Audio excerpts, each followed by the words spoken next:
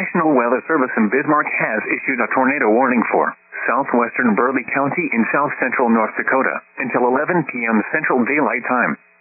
At 10:25 p.m. Central Daylight Time, a confirmed tornado was located 8 miles north of Bismarck, moving southeast at 10 miles per hour. Expected hazards included a damaging tornado and tennis ball-size hail. A tornado has been confirmed by trained weather spotters.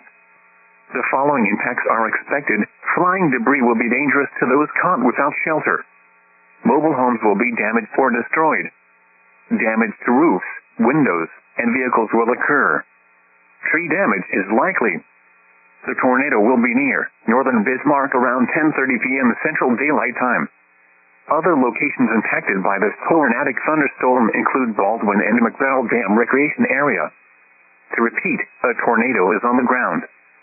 Take cover now. Move to a basement or an interior room on the lowest floor of a sturdy building. Avoid windows. If you are outdoors, in a mobile home, or in a vehicle, move to the closest substantial shelter and protect yourself from flying debris.